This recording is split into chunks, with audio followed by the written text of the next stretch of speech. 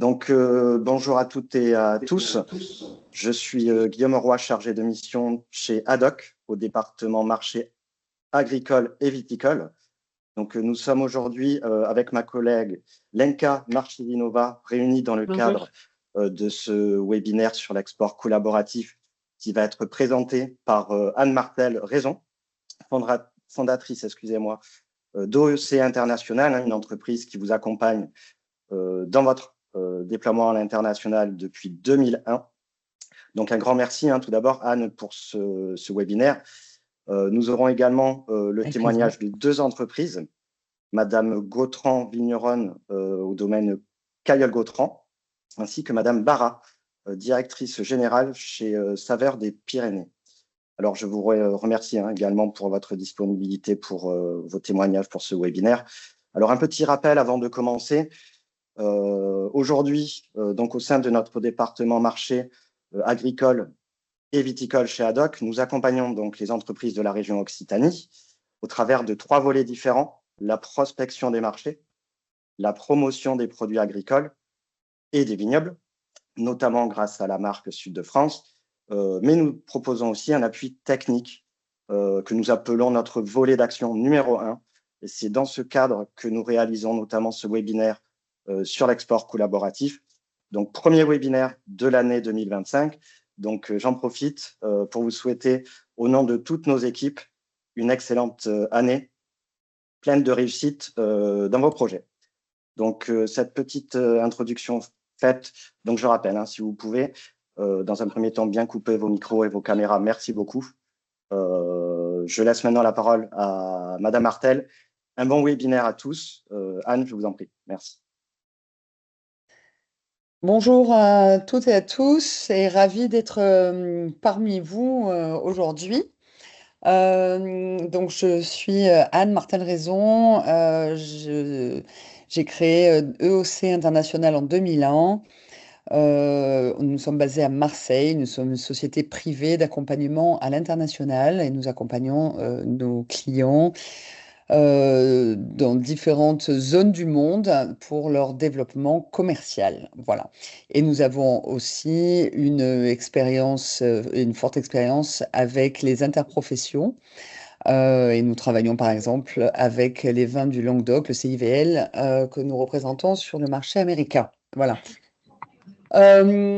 Je vous fais part du sommaire sur cette session-là aujourd'hui que nous faisons sur l'exportation collaborative, qui est un peu l'ADN de OC. On va voir un petit peu de quoi parle-t-on quand on parle d'exportation collaborative. En partie 2, pourquoi se regrouper pour partir à l'international? Les facteurs clés de succès pour un groupement collaboratif. Je vais vous donner après les étapes de création d'un groupement, comment ça se passe, parce qu'on me pose souvent la question de comment on constitue un groupe. Évidemment, après, vous aurez un certain nombre d'exemples et je vous ferai part de projets en cours au cas où vous seriez intéressé à nous rejoindre. Voilà. Alors, de quoi, et évidemment, des questions-réponses à la fin, bien évidemment. Au contraire, c'est le moment de pouvoir échanger et de répondre à toutes vos questions. Alors, l'exportation collaborative ou l'exportation en réseau, de quoi parle-t-on? Alors, avant de rentrer dans ce schéma qui est plus simple que ce qu'il en a l'air, l'exportation collaborative, je pense que ces derniers temps, on en a beaucoup plus parlé qu'il y a quelques années. Nous, on a commencé à faire de l'exportation collaborative avec nos clients en 2005. L'exportation aujourd'hui en France, elle est essentiellement individuelle. C'est-à-dire qu'effectivement, quand vous réfléchissez à comment partir à l'export, les programmes qui sont proposés par les ministères ou les régions, vos syndicats professionnels et autres, c'est généralement pour faire de l'export individuellement. C'est-à-dire, voilà, c'est vous tout seul sur les marchés export. Nous, on a observé il y a quelques années que les Italiens, par exemple, faisaient extrêmement bien du collaboratif. Ils étaient toujours en groupe, ce qui leur donnait un dynamisme et une visibilité assez exceptionnels. Et du coup, j'ai voulu en faire je dirais un peu une marque de fabrique chez nous, et parce que d'abord j'y crois très profondément, et que je pense que, et encore plus, je trouve aujourd'hui, depuis le Covid, où les marchés se sont quand même complexifiés, je trouve qu'il est, pour les PME, et même les ETI, intéressant de pouvoir imaginer se développer commercialement sur des marchés à plusieurs et réfléchir à plusieurs comment accéder et y vendre et avoir une activité pérenne sur ces marchés-là plutôt que de l'aborder tout seul. Donc, voilà de quoi nous allons parler hein, ce matin. Enfin cet après-midi, pardon. L'exportation en réseau, de quoi parle-t-on? En fait, vous êtes tous aujourd'hui des exportateurs plus ou moins expérimentés, mais vous êtes tous dans des entreprises, des chefs d'entreprise ou des responsables export ou des commerciaux avec, je dirais, un réseau aujourd'hui. Personne n'est enfermé dans son entreprise sans jamais sortir. Vous faites du réseau de toute façon, que ce soit dans vos syndicats professionnels, avec ADOC, dans les réunions d'information, de formation aux méthodes de l'export, etc. Et en fait, on voit que tout le monde fait un peu de toute façon de l'exportation en réseau. C'est-à-dire on se donne un tuyau, on se donne une information, on se donne des infos. Donc vous commencez de toute façon, je dirais, toujours par ce genre d'échange entre pairs. On ne fait pas de l'exportation collaborative du jour au lendemain comme ça. Les choses viennent, je dirais, assez progressivement en se connaissant, en étant dans des réseaux professionnels.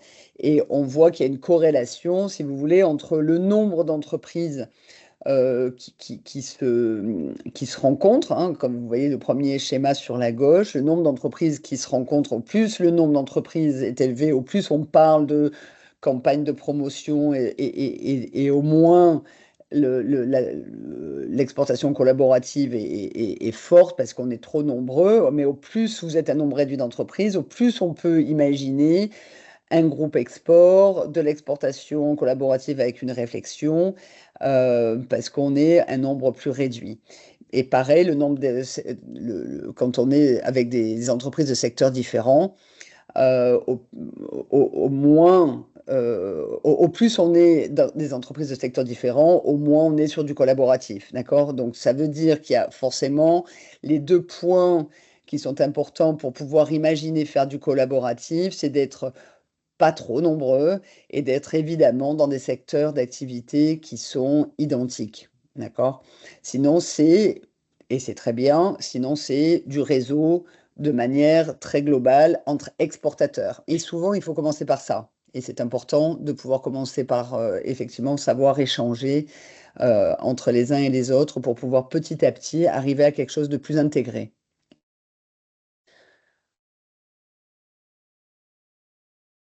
Souvent, on me dit, ah oui, mais nous, on fait du collaboratif parce que on part à plusieurs sur un salon, etc. Donc, effectivement, je fais le distinguo très fortement entre collectif et collaboratif. Non, voilà.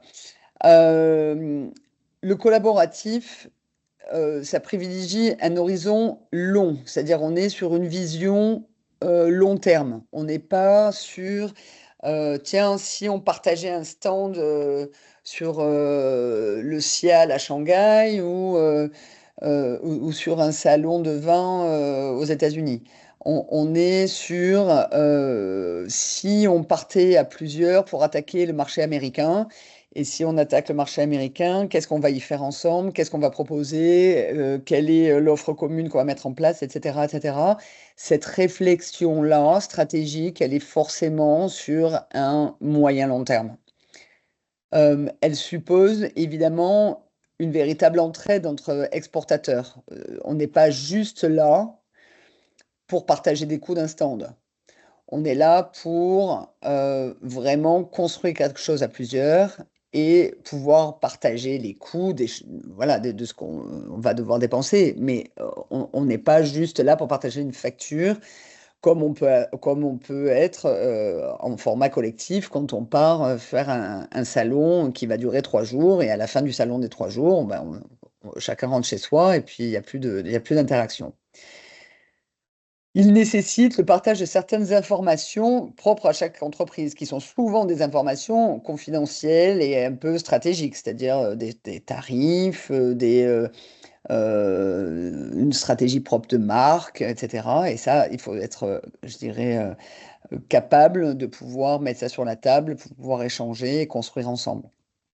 Et le collaboratif repose sur une stratégie commerciale définie en commun, comme je vous le disais, pour certains marchés cibles. C'est-à-dire qu'on se dit comment on va pénétrer tel marché ensemble et qu'est-ce qu'on va mettre comme moyen et comment on veut apparaître et quel réseau de distribution on veut attaquer, etc. C'est vraiment une stratégie à plusieurs pour pouvoir se développer ensemble commercialement un marché et non pas avoir une action ponctuelle collective. Donc c'est important parce que souvent on me dit oui, oui, mais nous aussi on fait du collectif, collaboratif et les gens ne savent pas trop ce qu'il y a derrière collaboratif. Et ça c'est important de savoir qu'on est quand même voilà, sur, je dirais, un horizon plus long et un partage de stratégie et non pas juste un partage de quelques jours à passer ensemble. Alors pourquoi se regrouper pour partir à l'export? Parce qu'il y en a beaucoup qui me disent oui, mais bon, moi j'ai l'habitude, moi je fais de l'export, je vois pas pourquoi. Alors d'abord, c'est pas parce que on va faire quelques destinations à plusieurs qu'on est obligé de switcher son export en collaboratif, hein, évidemment. On peut très bien partir de manière individuelle sur les États-Unis et de manière collaborative sur le Japon, hein. Les choses on n'est pas obligé de passer d'un schéma à un autre, hein. C'est une façon d'aborder l'export, hein. Comme on aborde l'export de manière individuelle, on peut l'aborder de manière collaborative. Euh, une des raisons, je vous ai évidemment là, listé quelques raisons qui font qu'on voit un avantage à se regrouper, évidemment. Euh, Déjà, c'est la montée en compétence des uns et des autres quand on est dans un groupe, hein, parce qu'on échange, on partage des bonnes pratiques. Moi, j'ai toujours vu les entreprises sortir d'expériences comme ça très grandies, parce qu'il y a une espèce d'émulation et les gens se tirent vers le haut les uns vers les autres. Parce que certains ont plus d'expérience que d'autres et c'est formateur pour ceux qui en ont moins. Certains ont un packaging, par exemple, ou un marketing qui est plus abouti et ça stimule les autres certains qui se disent, ah ben tiens, moi j'avais besoin de refaire mon packaging et là, ben non, effectivement, pour être un peu à la hauteur des autres, il faut que je le fasse maintenant. C'est vertueux, hein, ça tire les entreprises vraiment vers le haut.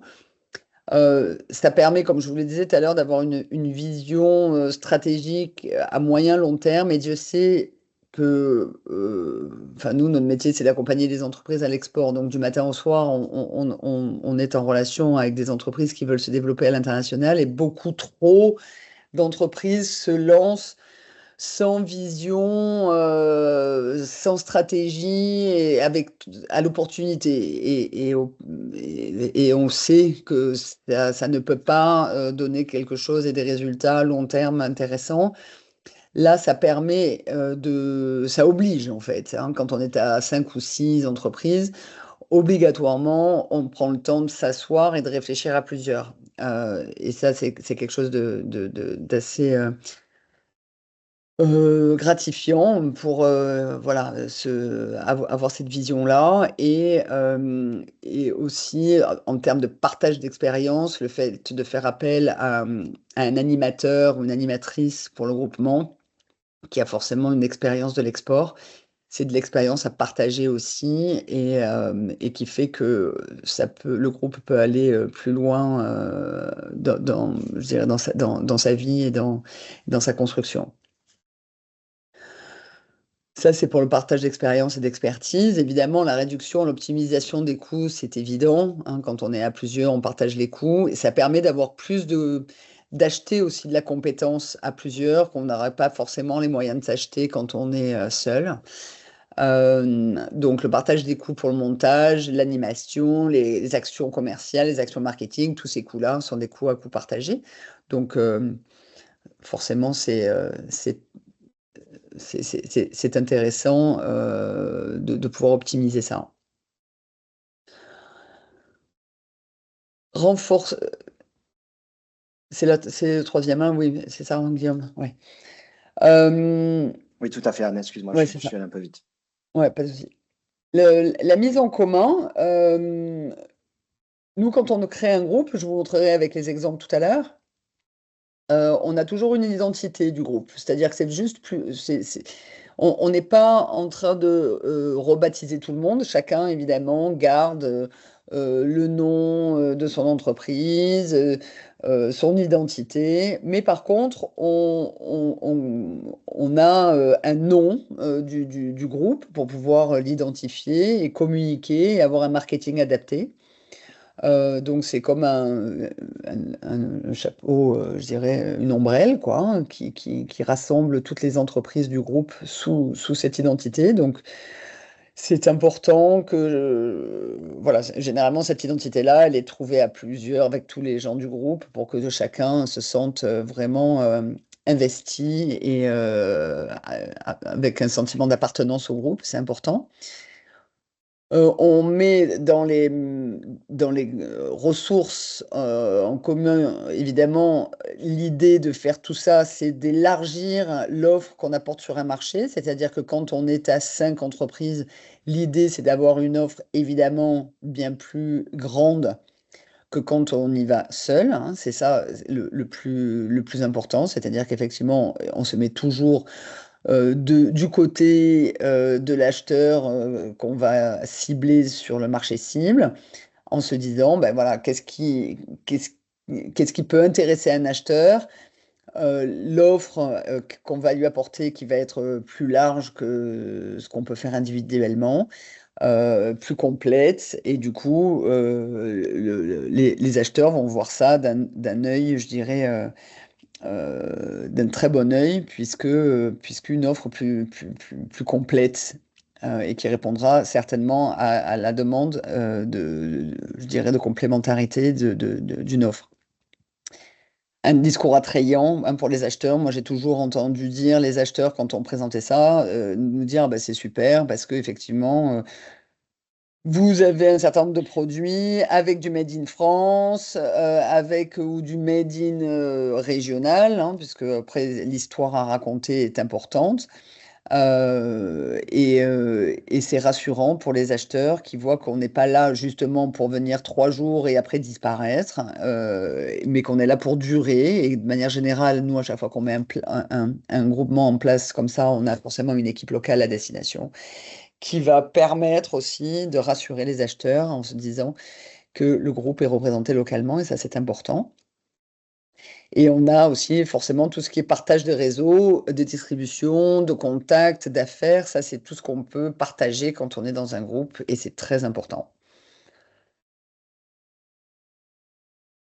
Le nerf de la guerre, c'est la prospection, parce que si on fait tout ça, hein, évidemment, l'objectif de tout ça, c'est de pouvoir vendre et de pérenniser ses ventes sur un marché donné. Et ça passe par une présence locale. Nous, à chaque fois qu'on monte un groupement, on a une équipe locale à destination qui représente les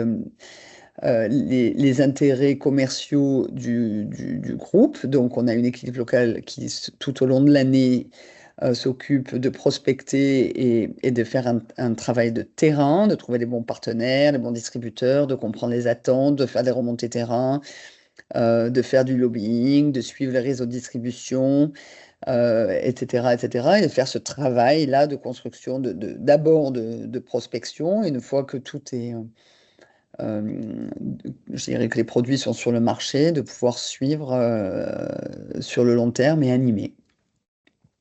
La présence commerciale locale, c'est évidemment le nerf de la guerre aussi, hein. Donc, cette présence locale permet, comme je vous disais, de développer une stratégie long terme, puisque on est là pour durer et non pas pour être là pour 3 mois. Ça permet de suivre, de soutenir les actions d'un importateur et d'être, par exemple, vraiment avec des actions de communication et de promotion, hein. Quand on parle de produits agroalimentaires, quand on parle de vin, ça permet de faire des dégustations à plusieurs, des dégustations en magasin, etc. Euh, il y a la possibilité, évidemment, de construire des systèmes logistiques intéressants, hein, puisque plutôt que chacun exporte sa palette, forcément on fait des groupages et on essaie de rentabiliser tout ce qu'on peut en termes de logistique pour le rendre, je dirais, plus malin et plus économique. Et après, on peut imaginer, voilà, créer des produits en commun, faire des créations selon ce que le marché veut. Et il y a plein de choses qu'on peut imaginer à terme, une fois qu'on est bien implanté et qu'on a de bons partenaires à destination.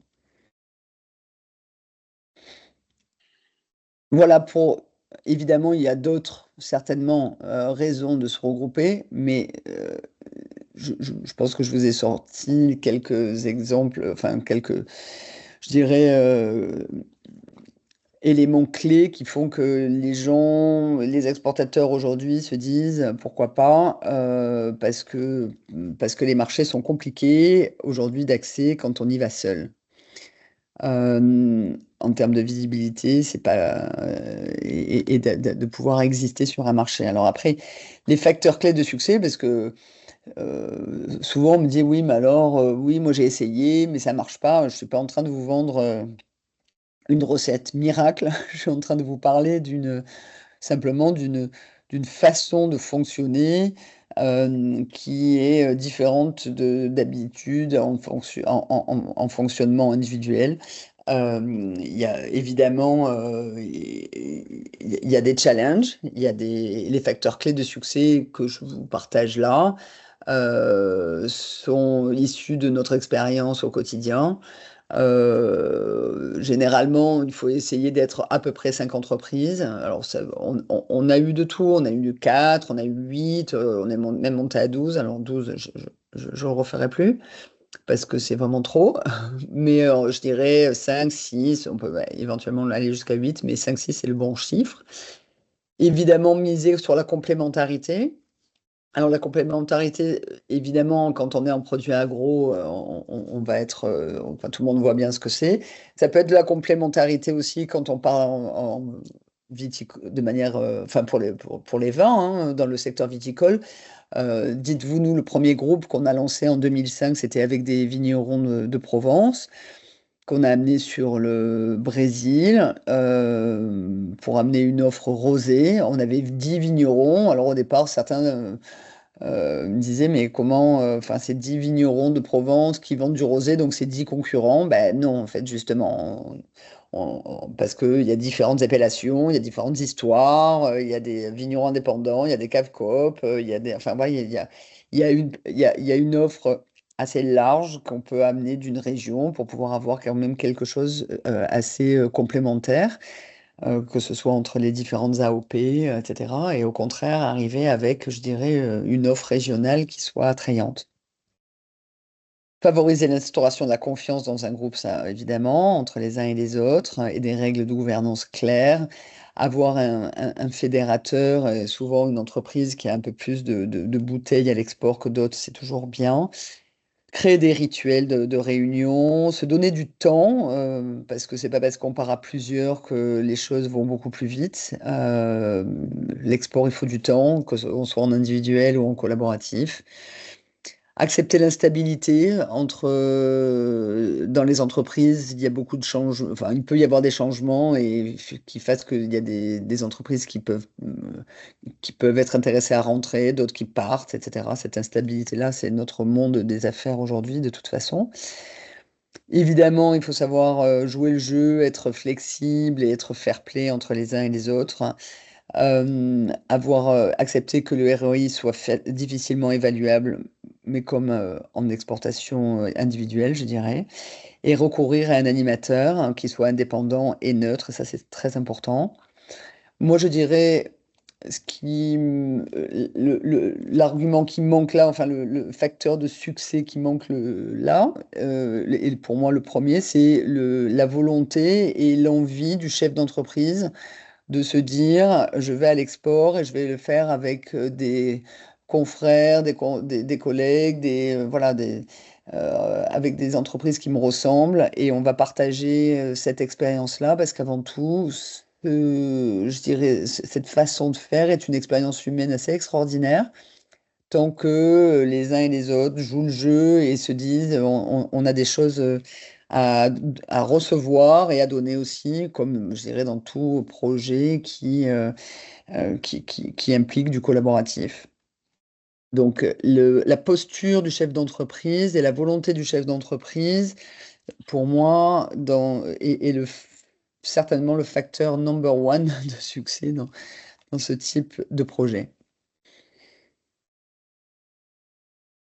Je vais aller très vite sur parce que tout le monde me pose la question, mais comment on monte le groupement? Du coup, ça part d'où? Ça peut, voilà, quelles sont les étapes?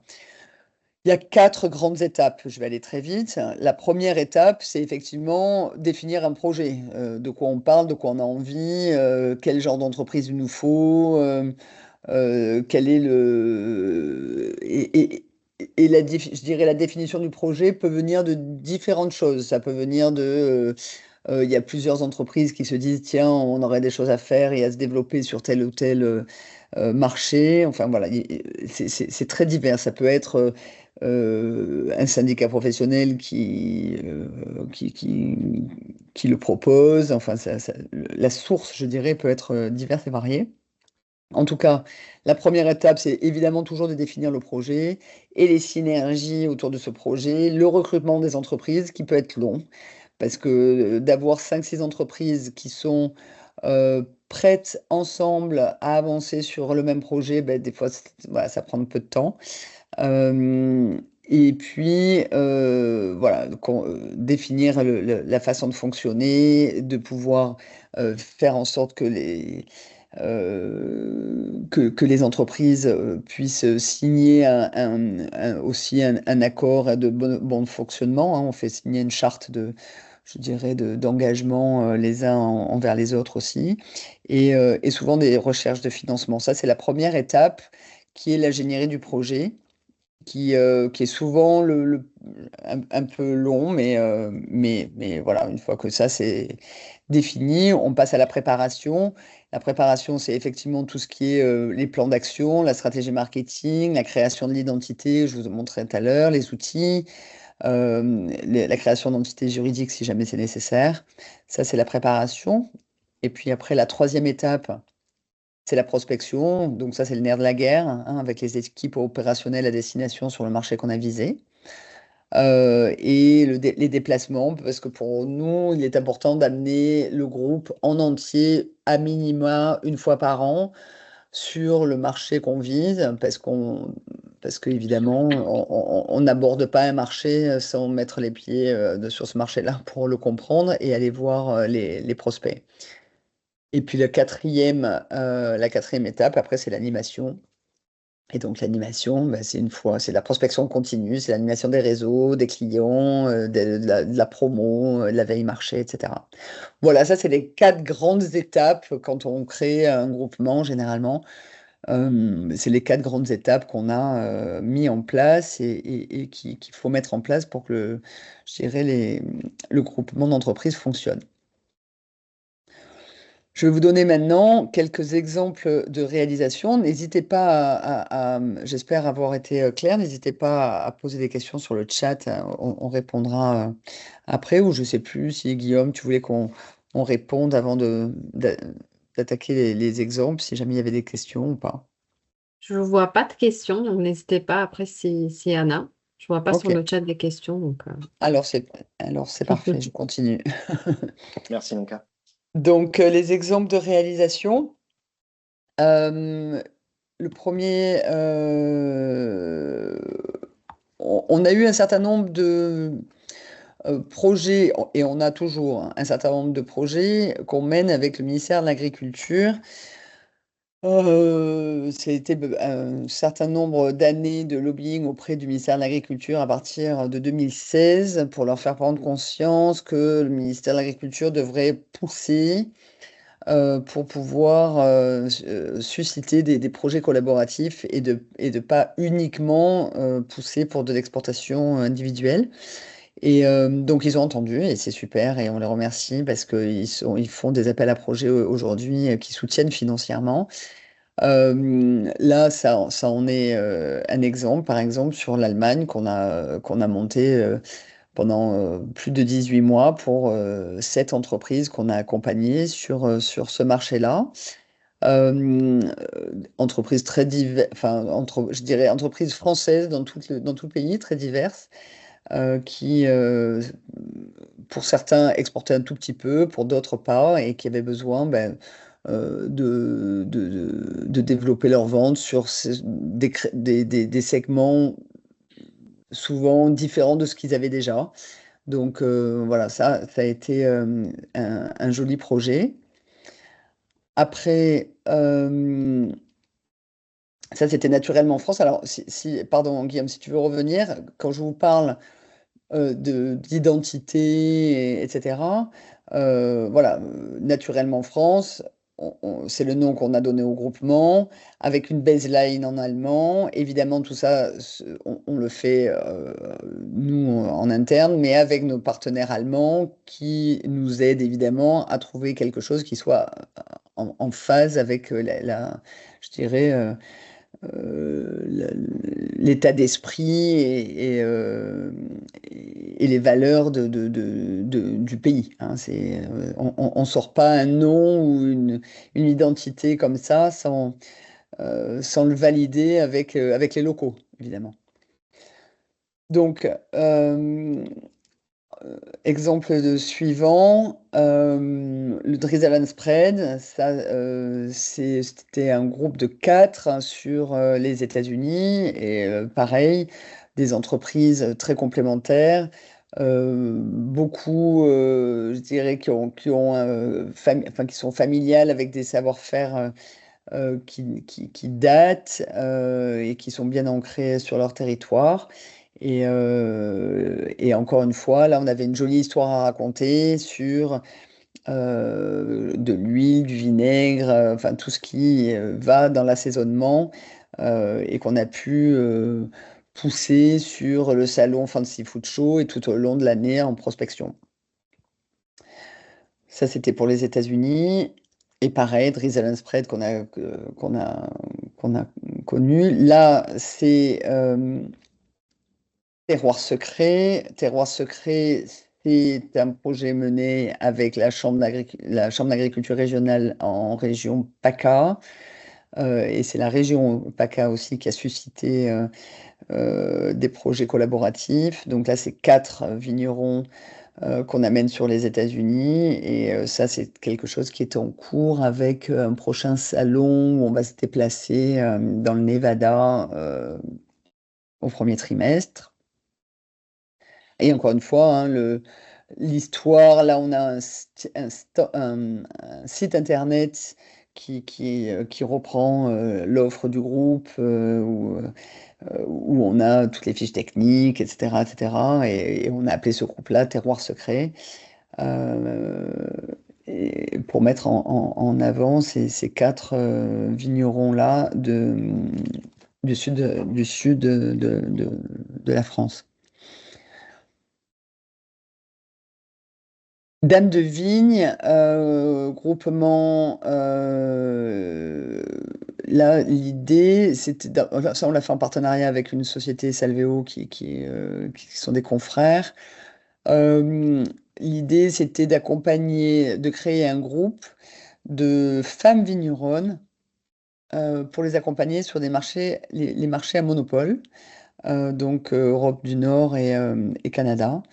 Et donc, ce groupe-là a démarré à l'automne dernier, ou l'été dernier, je crois, pardon. Et nous avons justement une des vigneronnes qui est dans votre région et à qui on a demandé, Olivia du domaine Cailleul-Coutran, on a demandé à Olivia de témoigner, parce que c'est toujours bien d'avoir un témoignage d'une des entreprises là du groupe pour qu'elle nous raconte un petit peu son ressenti sur pourquoi elle est partie d'ailleurs dans un groupe et pas seule et quel est, je dirais, son sentiment jusqu'à présent, même si le groupe a que quelques mois, mais ils ont fait déjà un premier déplacement en Europe du Nord et qui s'est très bien passé. Donc, Olivia, c'est super, vous êtes là, connectés. Parce que j'ai eu peur tout à l'heure de ne pas arriver à vous avoir. Est-ce qu'on vous entend, le micro marche, tout ça, tout va bien? Bien, dites-moi. Ah, super, voilà. Génial. Merci. Alors, je vous laisse la parole. Olivia, merci d'être là. Écoutez, merci beaucoup. Donc, nous sommes un domaine sur le COS Dio-Minervois, 70 hectares en bio. Et c'est vrai qu'on a démarré cette aventure grâce à voilà, la mise en relation de Anne, de Salvéo, voilà, EOC, pour partir à l'export sur les monopoles déjà sur les Nordiques, Suède, Finlande et Norvège, et puis ensuite, dans un deuxième temps, sur le Canada. L'idée, c'est qu'on ait quand même une histoire un petit peu commune avec les différentes autres vigneronnes, hein. On est 4 femmes, on est de 4 endroits différents. Il y a une jeune qui est dans la région bordelaise, un Alsace et Saumur. Et voilà, on est toutes... on a appris à se connaître, on va dire, un petit peu sur le terrain aussi. Franchement, ce qu'Anne a dit, c'était exactement ça. C'est-à-dire que la confiance, mettre en relation son expérience, ses contacts. Et voilà, c'est une belle aventure qui commence. Bon, ça s'est assez bien passé pour l'instant, quoi. Voilà, je suis contente. Je ne sais pas ce que vous attendez que je dise d'autre. C'était... Non, mais c'est pour avoir votre sentiment. Est-ce que vous faisiez de l'export de manière individuelle? Ouais. Vous aviez fait, vous voyez, par rapport à votre expérience pour partir seul et par rapport à cette expérience-là en groupe, qu'est-ce que vous avez à commenter par rapport à ça, vous voyez? Oui, mais c'est vrai que j'ai fait de l'export, disons, de manière tout à fait individuelle sur des salons comme voilà, les différents salons pro que vous connaissez, nationaux et internationaux. C'est très dur hein, d'être seul.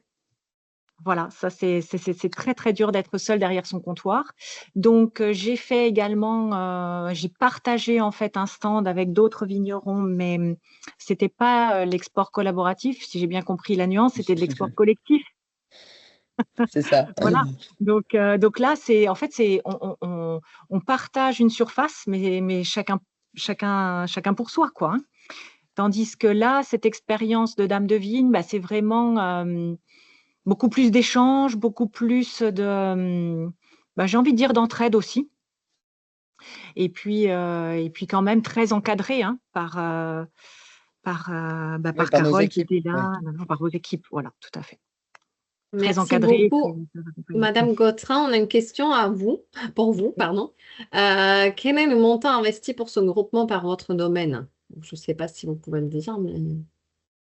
Écoutez, ça c'est un petit peu compliqué. Déjà, on part, comme l'avait dit Anne, sur du long terme. Donc, on est parti pour au minimum, je pense, 3 ans. Moi, j'ai quand même fait également, j'ai quand même demandé de l'aide de BPI. Voilà, donc j'ai un dossier qui est en cours. Donc, j'ai envie de vous dire, c'est quand même très intéressant On de on partager est, l'écoute. Mais pour donner un ordre d'idée, hein, on est à peu près sur l'année à 6 000 euros. Je pense que c'était une fourchette, ça suffit, oui. Voilà. Je Hein, ne sais pas si on a bien répondu à Olivia, votre question. on Oui. est d'accord, on est à peu près à 6 000 euros par an Ouais. Merci. Sachant qu'il y a plusieurs voilà, actions. par domaine.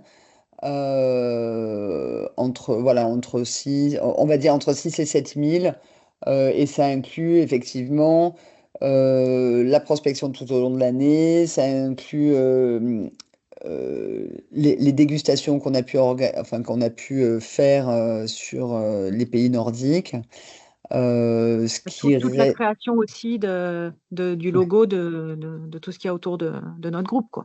Ouais, de Dame de Vigne, effectivement, et enfin, tous les outils marketing qu'on a mis en place par rapport à ça, effectivement. Donc, voilà.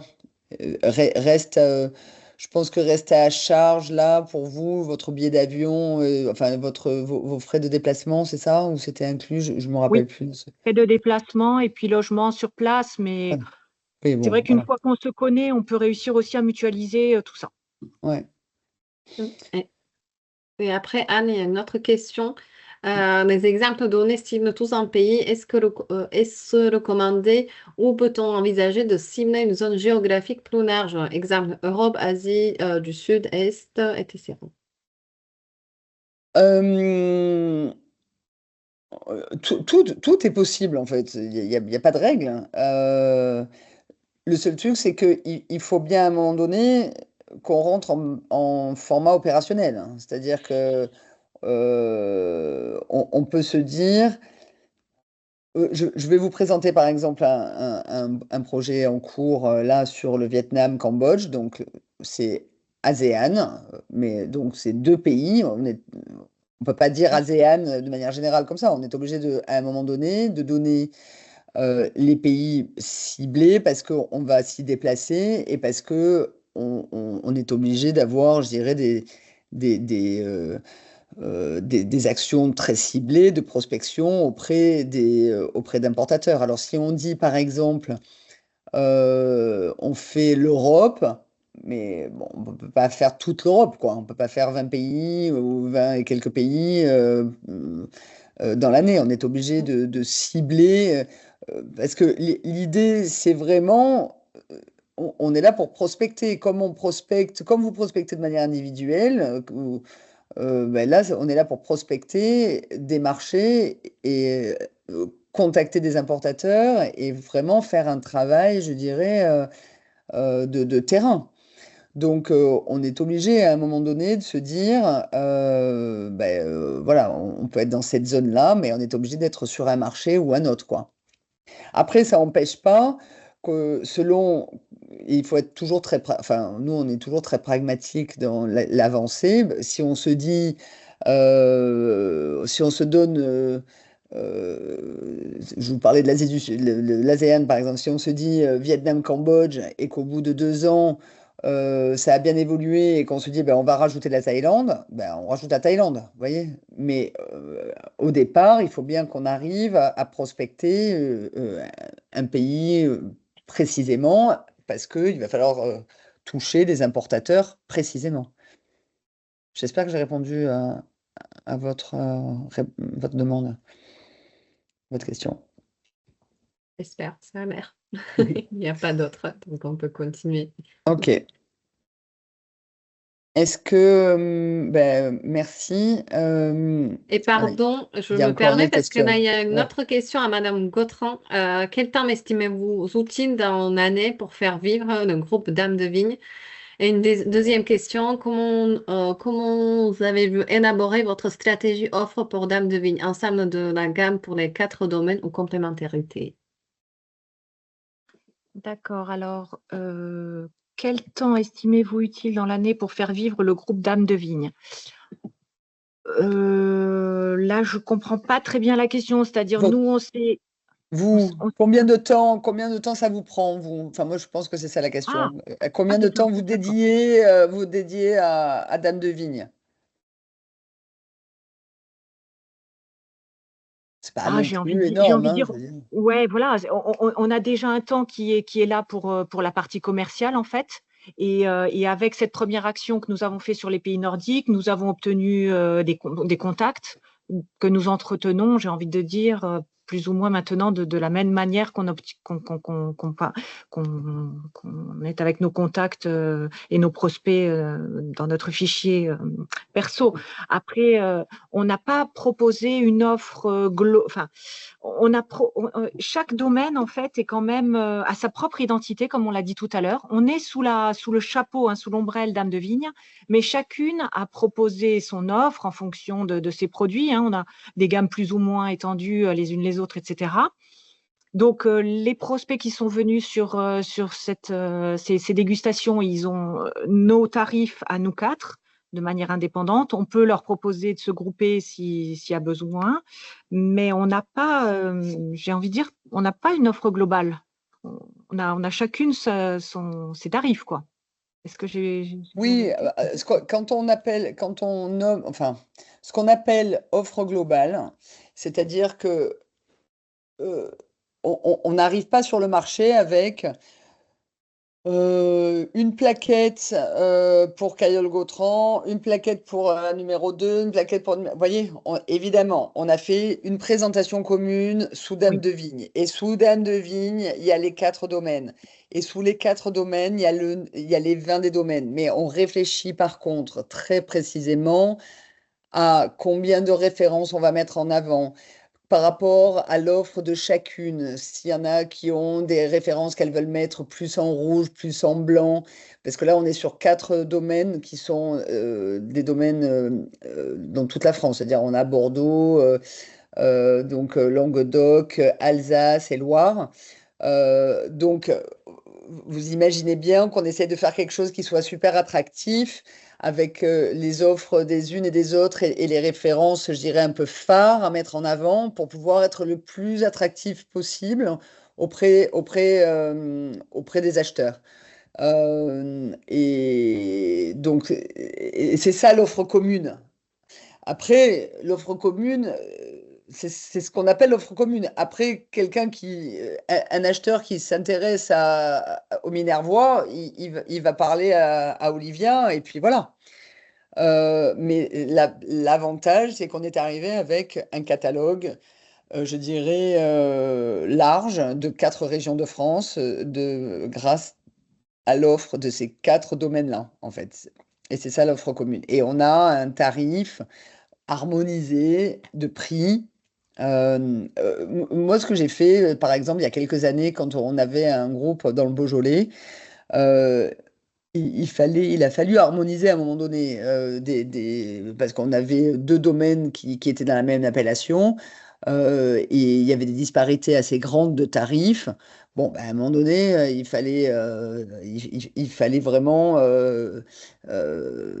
harmoniser et avoir quelque chose qui tienne la route, parce que sinon, auprès des acheteurs, vous n'arrivez pas à expliquer pourquoi il y en a un qui est à 5, l'autre qui est à 8, s'il n'y a pas une explication logique, quoi.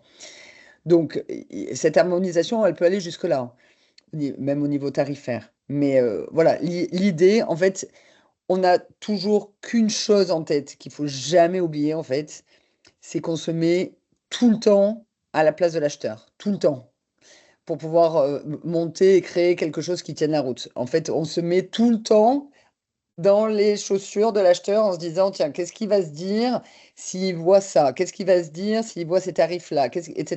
D'accord? C'est toujours se mettre à la place de l'acheteur pour pouvoir, je dirais, amener une offre qui soit la plus logique possible. moi, ce que je voulais ajouter aussi, c'est ce qui nous sert aussi d'être les 4 comme ça réunis. Pour l'expérience que j'ai avec ce groupement, j'ai été contactée par un prospect qui est venu sur notre stand, mais qui n'a pas goûté mes vins et qui m'a contacté dernièrement en me disant: «J'ai goûté les vins de Lussac Saint-Émilion, j'ai pu parler à la vigneronne, je n'ai pas goûté vos vins, mais j'ai reçu le catalogue de Dame de Vigne et votre offre m'intéresse. Pouvons-nous nous retrouver sur un prochain salon?» Donc, voilà, c'est très porteur. Ouais, oui, tout à fait. Merci beaucoup.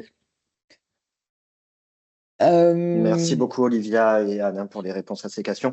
On a d'autres questions qui ont été posées. Ce que je peux vous proposer, s'il vous plaît, on va continuer et on Oui, verra à la fin si on a un peu de temps pour répondre à tout le monde, volontiers.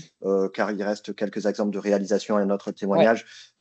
À défaut de pouvoir répondre à tout le monde, ce qu'on fera avec l'INCa, on notera toutes les questions et on reviendra, excusez-moi, vers vous avec un petit FAQ par email. Merci beaucoup. Merci.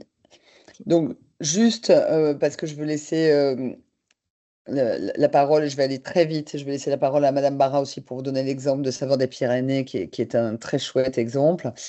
Euh, pour ceux qui sont intéressés, je vous parlais de projets lancés par le ministère de l'Agriculture. On a 2 projets en cours qui ne sont pas bouclés, et dans lesquels vous pouvez nous contacter si ça vous intéresse, parce qu'il reste des places. Le premier, c'est un projet sur le Vietnam et le Cambodge, qui est un très très beau projet, parce qu'on a une équipe basée au Vietnam, équipe basée au Cambodge, et c'est des marchés à 7-8% de croissance, et qui sont extrêmement dynamiques. Et ce qu'il faut se dire dans ce genre de projet-là, quand on part à 5 ou 6, même si les destinations ne sont pas la top priorité de votre feuille de route, évidemment, mais c'est aussi l'opportunité. C'est l'opportunité de pouvoir partir à plusieurs, l'opportunité d'aller explorer ces marchés-là en étant financé en partie par le ministère de l'Agriculture, plus BPI, où vous pouvez avoir affaire à monter une assurance prospection de BPI pour ces projets-là qui sont super porteurs. Donc ça, on est en plein montage. Si ça vous intéresse, évidemment, revenez vers nous. Et le deuxième qui est en plein montage aussi, mais qui est un peu plus avancé, donc ça, il faut faire beaucoup plus vite, c'est le Brésil, où là, il nous manque un seul vigneron pour pouvoir finaliser avec un déplacement premier trimestre, en avril plutôt, au premier semestre. Donc là, c'est pareil, Brésil. Et encore une fois, la Brésil, avec l'accord qui a été signé avec le Mercosur, que nous attendons depuis un certain nombre d'années, on va dire. Je pense que ça va être très porteur. Et là, c'est pareil. On est très implanté sur ce pays-là et il y a beaucoup de jolies choses à faire sur ce marché-là. Donc là, on a déjà un certain nombre de vignerons et il nous en manque un voilà, pour pouvoir finaliser. Donc, n'hésitez pas à revenir vers nous si vous voulez plus d'infos là-dessus.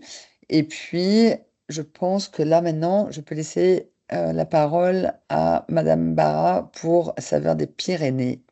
Je vous remercie infiniment de votre attention et bien sûr, on essaye de répondre à vos questions là ou sinon, je me ferai un plaisir de vous répondre après. Mais vous avez mes coordonnées, vous pouvez m'appeler sur le portable quand vous le souhaitez.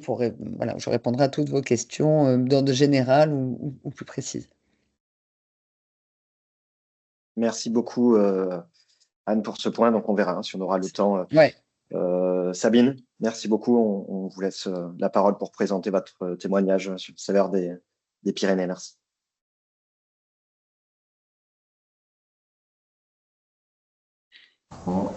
Est-ce que vous m'entendez? Bonjour à tous et merci pour cette invitation et bravo pour la présentation, Anne, qui est effectivement très complète et moi je vais pouvoir illustrer un petit peu. Voilà, je suis Sabine Barra, je dirige Saveurs des Pyrénées depuis 2007. Saveurs des Pyrénées, c'est un groupement qui fête ses 40 ans. Et donc aujourd'hui, on a l'historique de toute cette expérience et cette expertise. Lors de sa création, je réalisais en écoutant la présentation que tout a été fait vraiment comme ça vous a été présenté. Donc le groupe, il était composé de 6 producteurs. Donc Saveurs des Pyrénées, c'est un groupement de producteurs pyrénéens, comme son nom l'indique, de producteurs de produits traditionnels, artisanaux du territoire pyrénéen pour commercialiser loin des zones de production des produits qui sont fabriqués donc sur sur cette zone, le meilleur de la gastronomie. Nous, la différence, c'est qu'on ne travaille pas que à l'international. On fait 40% de notre chiffre à l'export. Donc, on a aussi un réseau de distribution qu'on anime sur le territoire français. Aujourd'hui, on a 20 entreprises. Donc, l'histoire nous a montré que c'est un peu notre nombre d'or de travailler pour cet ordre de grandeur d'une vingtaine d'artisans producteurs. Et notre cible, ce sont les grossistes, donc importateurs à l'international ou grossistes distributeurs du secteur traditionnel en France. Qu'est-ce qui est différent? Alors nous, on observe zéro concurrence entre nos producteurs. Voilà, c'est un parti pris. Donc on part du principe qu'il faut qu'ils soient tous complémentaires les uns des autres pour apporter une offre très complémentaire et très variée, la plus large possible. Aujourd'hui, on est une équipe de 8 personnes salariées de Saveurs des Pyrénées. Et on a commencé effectivement, au tout début, il y avait une, puis 2 personnes, 3 pendant très longtemps. Alors on a grossi petit à petit. Aujourd'hui, on est 8, donc ce sont des équipes commerciales, marketing, et puis tout ce qui est administratif, réglementaire, logistique, qu'il faut couvrir pour atteindre l'international. On est présent dans 25 pays dans le monde. Alors on est présent par nos déplacements personnels, on n'a pas d'équipe sur place, on gère l'export donc depuis Toulouse et on génère près de 4 500 000 € de chiffre à l'année. Ce chiffre d'affaires, il est très variable dans la part qu'il représente chez nos producteurs. Voilà, ça peut être 5% comme 60%, c'est vraiment selon ce qu'ils confient à Saveurs des Pyrénées, notamment s'ils confient du chiffre France, des marchés France ou export. L'export donc 40%. Ce qui fait à mon avis notre succès dans le temps, c'est que la structure appartient aux producteurs. La gouvernance en fait est composée de 5 producteurs, donc comité de surveillance de la SAS, Saveurs des Pyrénées. Donc ça c'est vraiment ce qui permet d'assurer la pérennité dans le temps. La stratégie du groupement, c'est une stratégie qui lui est propre, c'est pas la somme des intérêts de chacun, c'est vraiment on définit des couples produits-marché, on définit donc nous en fait on fonctionne plus sous forme de sous-groupe maintenant avec 40 ans d'expérience, donc on sait qu'on a 3, 4, 5 producteurs qui vont avoir une gamme de produits qui va répondre à un profil d'acheteurs particuliers, donc c'est avec ces sous-groupes-là qu'on fonctionne sur des couples produits-marché. Donc notamment États-Unis, voilà, ça va être tout ce qui est fromage, biscuits, accompagnement de fromage, boissons, miel, alors que sur d'autres pays comme la Scandinavie ou le Royaume-Uni, on va plus avoir des sous-groupes qui vont être viande fraîche, salaison, voilà, donc on travaille de cette manière-là. Et aujourd'hui, donc avec le recul, nous on est vraiment sur une logique de pérennisation et de faire durer l'action dans le temps. Donc vraiment, c'est pas un vain mot quand on vous parle d'inscription dans le long terme. C'est long, les mises en place, le recrutement des producteurs est long et évidemment aussi long que celui d'arriver à recruter des distributeurs. Nous aujourd'hui, alors on peut démarrer très vite quand un nouveau producteur nous rejoint si sa gamme de produits est adaptée à nos marchés, puisqu'on a la chance de pouvoir faire appel à un portefeuille de clients en place, puisque nous on est leurs interlocuteurs commerciaux au quotidien avec des actions d'accompagnement, donc des grosses actions marketing et un suivi commercial, une dynamisation, une présence voilà, sur les marchés, en compagnie évidemment de nos producteurs qu'on fait rencontrer le plus possible aux distributeurs et aux acheteurs. Et je pense que ce qui fait aussi notre spécificité, c'est qu'on est un lieu très apprécié de leur part de partage, d'échange, de rencontres. Donc on déclenche le plus souvent possible avec des plannings, des agendas chargés, mais on déclenche le plus souvent possible des réunions, des rencontres collectives, des réunions collectives avec des thématiques. Donc on va les accompagner sur comment bien vendre ensemble, comment avoir le sentiment, l'esprit client chez tous leurs salariés. Donc ça c'est petite parenthèse mais qui a son importance. Tout à l'heure, Anne Martel-Raison vous a parlé de la volonté. Ce qui est hyper important, c'est la volonté du chef d'entreprise à aller dans une dynamique collective. Ça c'est indéniable, il faut qu'ils aient cette curiosité, il faut avoir cette envie de partager, de découvrir, de mettre en commun, d'ouvrir certaines données un petit peu sensibles, de savoir bien où est la ligne de confidentialité, la ligne où je vais pouvoir partager. Mais je rajouterais que ce qui est important, c'est aussi, et ça c'est vraiment propre à l'export, c'est aussi de sensibiliser les équipes en interne dans les entreprises de la spécificité d'aller à l'export, parce que c'est de l'étiquetage particulier, parce que c'est de la facturation particulière, le transport, toute la procédure documentaire, tout est impacté en fait. Donc nous on travaille énormément avec les interfaces administratives chez nos producteurs, les qualiticiens, voilà, et donc ça c'est un travail au quotidien, et si toute l'équipe, tous les membres de l'entreprise sont pas sensibilisés jusqu'à la chaîne de production, évidemment, à voilà, faire de l'export, ça va être des plus petits conditionnements parfois, ça va être des lignes, des batchs de production spécifiques, parce que la matière première doit être agréée pour un pays particulier. Voilà, donc il y a cette nécessité, et donc nous on y travaille au quotidien, et c'est parce que nos producteurs se réunissent régulièrement qu'ils apprécient aussi et qu'ils sont capables de motiver leurs propres troupes et de rester convaincus que c'est une bonne manière de faire. Puisque nous, évidemment, voilà, on vient faire ce que nos producteurs n'ont pas la volonté, pas le souhait ou pas la compétence de réaliser, hein, en apportant cette compétence complémentaire de négociation commerciale, de prospection, d'approche marketing, de manière de vendre leurs produits. Dans le respect de leur identité, hein, donc je vous rejoins, on affiche toujours les marques de nos producteurs en priorité, leur histoire, hein, on est là pour aussi raconter leur histoire, mais tout ça reste leur propriété, et c'est vrai qu'ils sont très attachés à cette logique de sortir un petit peu de l'isolement et de, voilà, ce que disait tout à l'heure Madame Gautran, c'est dur quand on est seul, on a des moments très difficiles, et c'est vrai que moi je vois quand ils viennent sur les salons, donc nous on fait les principaux salons qui sont extrêmement coûteux, hein, ça veut dire qu'on met sur la table des budgets de 20 000 € à chaque salon auquel Saveurs des Pyrénées participe, et pour eux c'est vraiment un atout, parce que du coup il y a une belle visibilité de leurs produits sur des gros stands collectifs où ils peuvent se rendre et rencontrer les acheteurs, et c'est vrai que nous on s'occupe de tout ça. Voilà, donc aujourd'hui avec l'expérience on peut se permettre d'avoir cette approche-là, puisque c'est le chiffre d'affaires historique qui nous permet à nous d'investir sur de la prospection pour de nouveaux débroussaillage de marché ou des nouvelles recherches de nouveaux produits.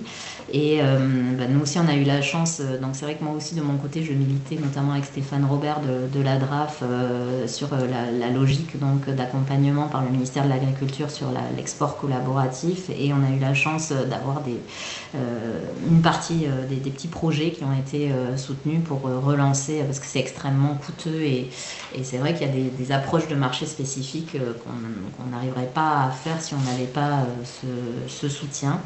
Donc c'est vrai que ce sont des dispositifs qui sont très pertinents.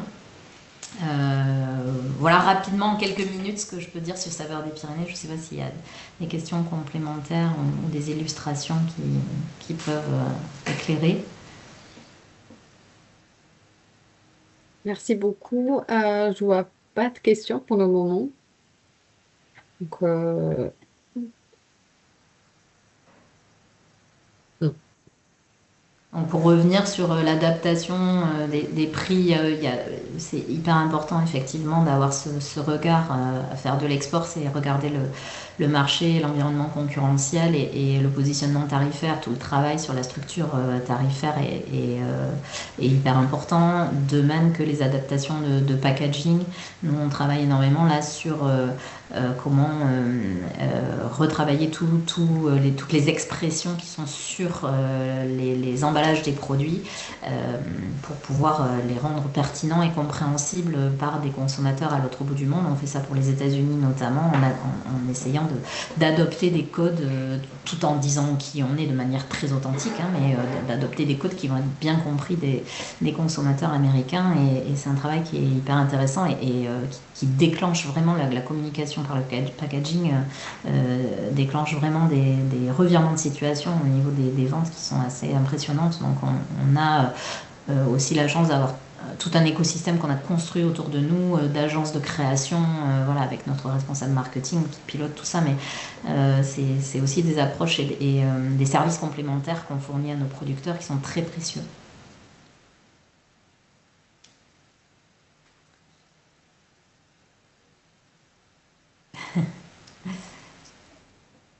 Merci beaucoup, hein, Madame Barra, pour ce témoignage qui, ça a été souligné, hein, est un très bel exemple pratique également.